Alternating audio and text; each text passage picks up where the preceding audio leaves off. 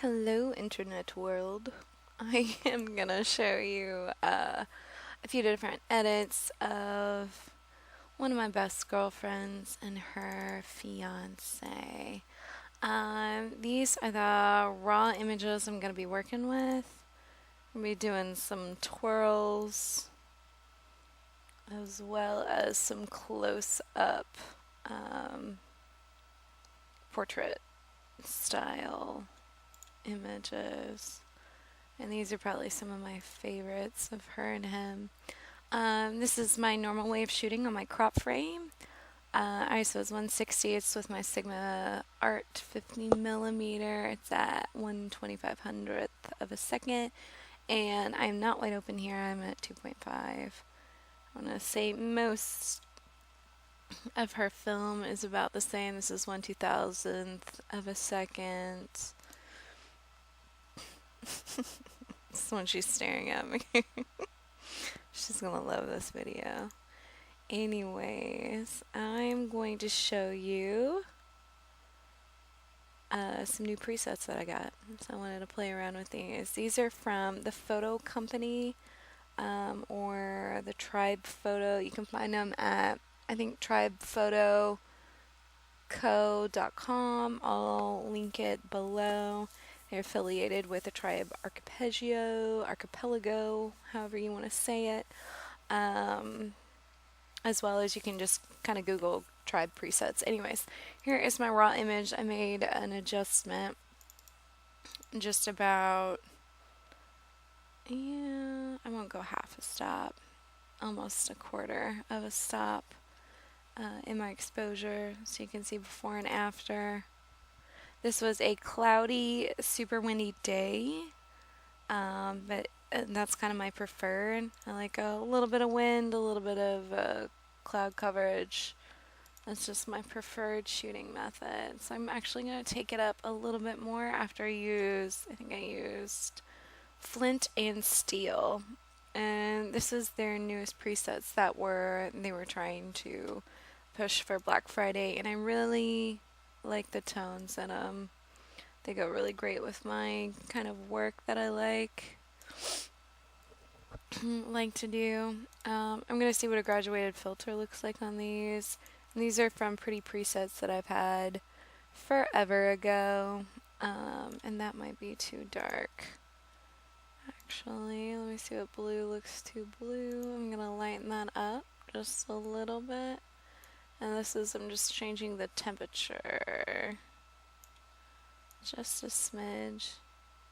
Just because that blue looked too blue and this yellow looks too yellow. So I'm going to keep it kind of right about there.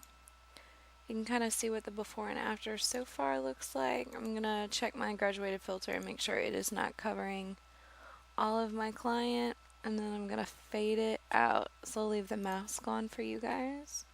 You can go to your brush settings and just erase. I'm going to kind of feather it a little bit and take my flow down just a little. Dadgummit. I don't know how to activate Windows. Good lord. Anyways, so I'm just going to erase off of them a bit. Not 100%, but a little bit. So I'll show you what it looks like without the mask. You can kind of see what I'm doing. So, and I'm also going to drop the contrast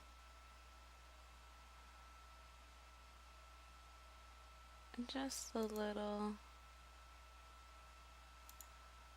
and then take off these shadows just a little bit. And I tend to lower my whites and highlights. I don't like hot spots. I also don't like it to be too dark. I like them to kind of pop where I want them to pop. Oh, that was a pregnancy I was working on. Alright, I'm going to do a lightscaping overlay because I want these to be really, really perfect. And I'm going to use my spotlight.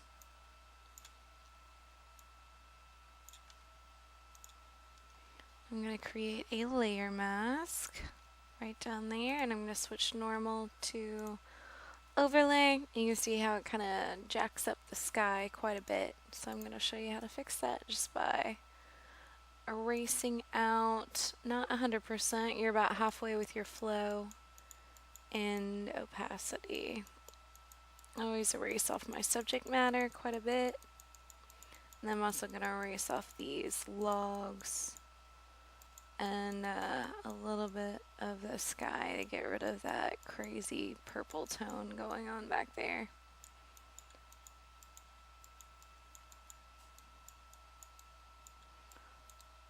So this is looking about where I want it at. Here's without, here's with. I'm going to fill flash them just a little bit selectively over their features that I can see right here.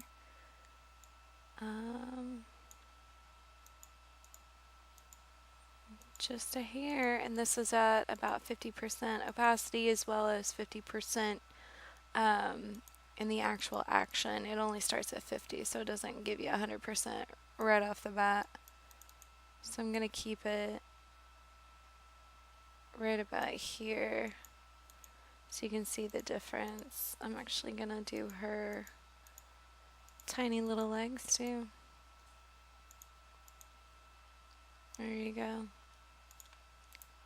And I'm going to take it off her hand just so I want them to kind of blend, not look like a giant white hand.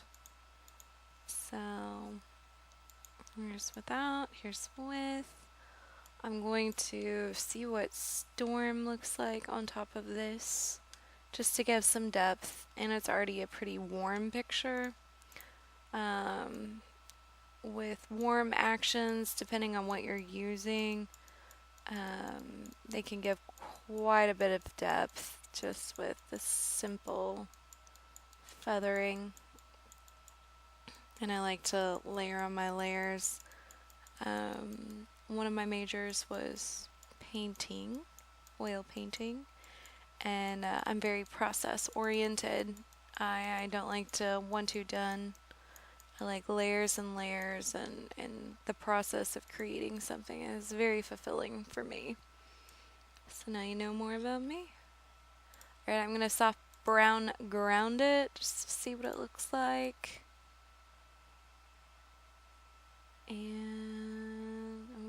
And this is just a different type of gradient filter. If you're unfamiliar with these, you can create your own. You can create a layer and then create your own gradient filter with whatever kind of color you want. You can go crazy with it, or you can be pretty subtle. So I like it right about there. And I'm going to blur this background a lot. These are from my Kelsey Freeman actions. And I'm just going to push that background back by kind of blurring selectively. Oop, duh. Put on my paintbrush. And it might not look like I want it to in the background, so I might tend to might just go ahead and blur back these shadows just a little bit. A little tip or trick, if you blur darker areas, they tend to fade more easily versus highlights. Gives it more of a naturally pushed back look rather than you blurred a background. And be careful in tree lines or silhouettes because they are a telltale sign of over blurring. Like, I don't know, just keep it natural, guys. Unless you want to go crazy with it, go right ahead. There's that. There's a little blur. And I'm gonna take this fill flash and pop them a little bit more all over. And I'm gonna take it over my highlights too. Maybe even down there, just a little bit. and I like this, so I'm gonna keep it. Yeah, that was bothering me.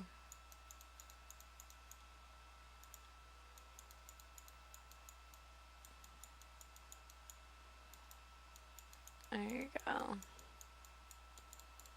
That's better. Alright, and I'm gonna export this and I'm gonna show you another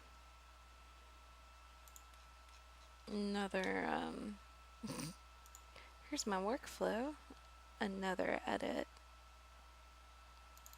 I always keep my raws and my edits separate, and so I can always go back in case there's any mistakes, any I don't know, special requests. If a family member, these are stuff I was working on earlier this week, anything else that other people might need, I always keep my raws in my backup file. So this is going to close out Photoshop. So I always mark my reds as ready to go. I know they're ready to go into Photoshop. And this is Flint and Steel that I've already played with. Here's the original. And here is a Flint and Steel, I think 3. Maybe not. Let me see. There's 3. Might be 1. I'm not sure. They're all really great. Yeah, I think it's 3. And so what I'm going to do is select previous, because I want my adjustments to be about the same, and I still really kind of like this the way that it is, so I'm going to straighten it up just like half a hair, and then I'm going to keep this preset for this look too. Did I go? There it is. Here's a look at some of my film. I'm gonna mark these because I like them the way that they are with the action. Cody looks happy, Jessica looks happy. With twirls, they get a little wonky depending on where your center of focus is. So, and here's some more of their film. They're cute. So I'm gonna see what Flint and Steel looks like on them. I'll try 5. I like to keep it pretty cohesive if I ever use a preset, just to keep the tones the same. As you can kind of see, here's 4, here's 4. Obviously they're gonna look a little bit different depending on where you're shooting, how you're shooting, what your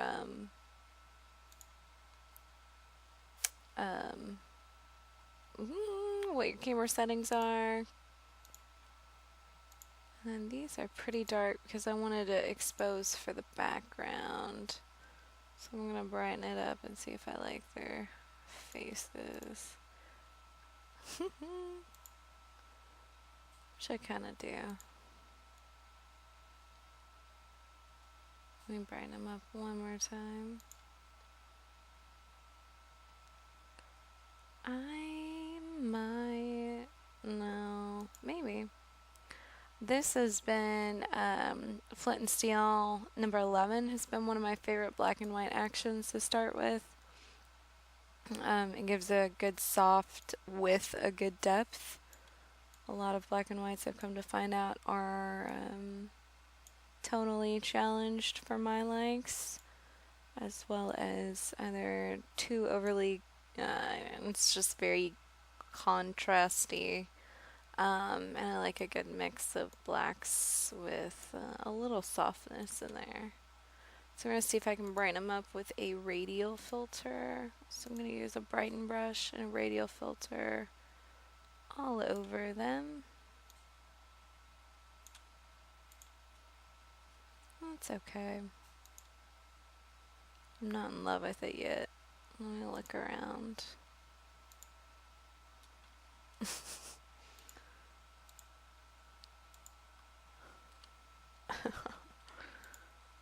She's such a nerd.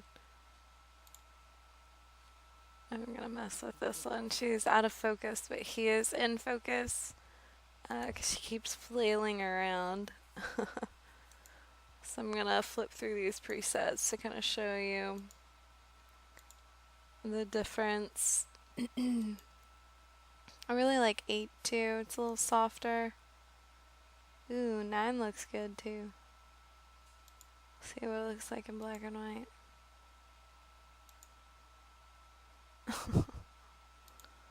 Alright, let's go back to 4 or 3. There you go.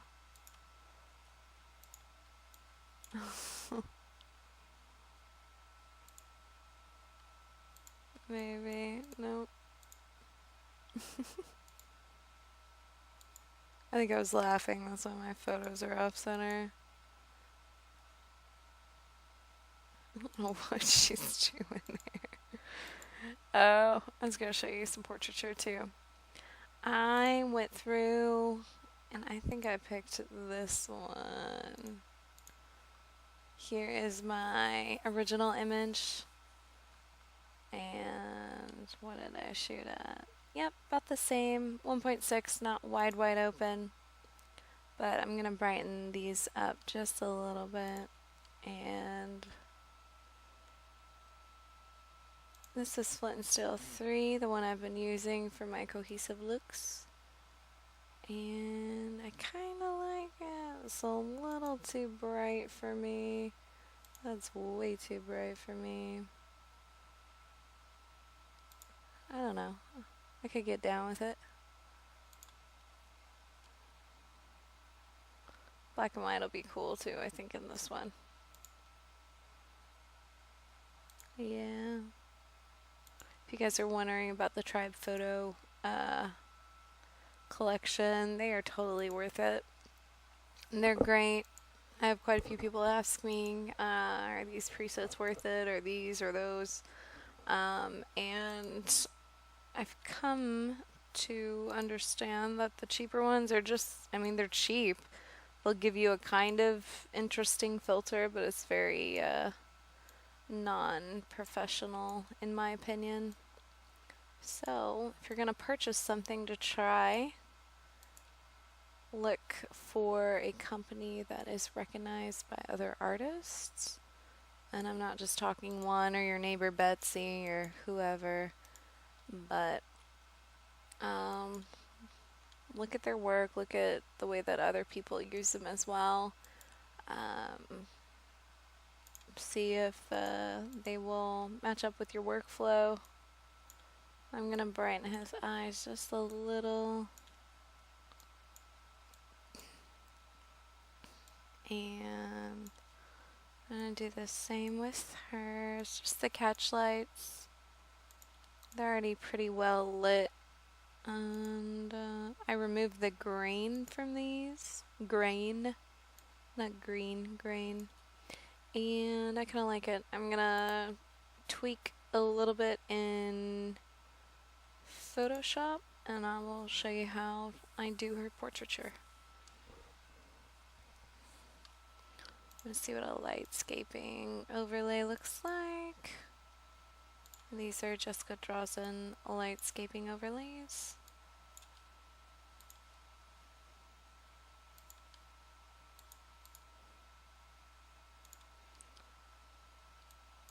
I'm gonna erase out just to get that yellow. I kind of like the way it makes our hair glow.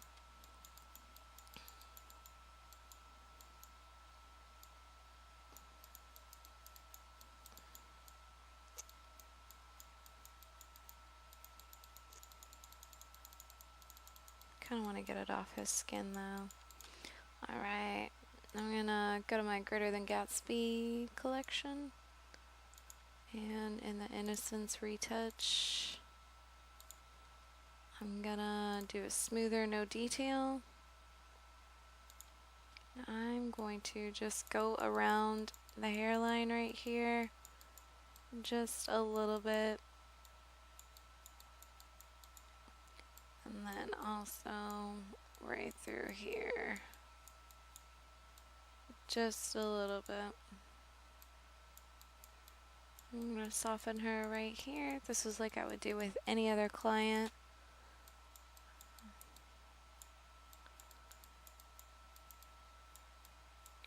Right around there.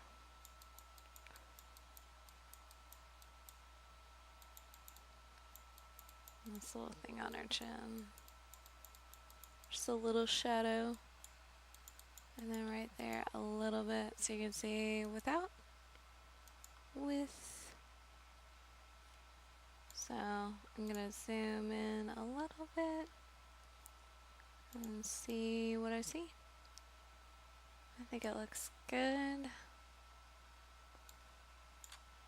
And I'm going to sharpen our eyes and his eyes as well with a little selective sharpen. I don't like altering the color, I just sharpen the catch lights.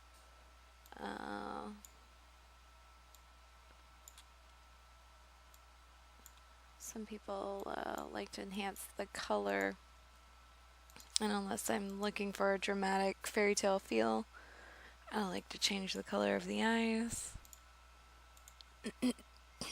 Excuse me. Then I'm going to blur the background quite a bit.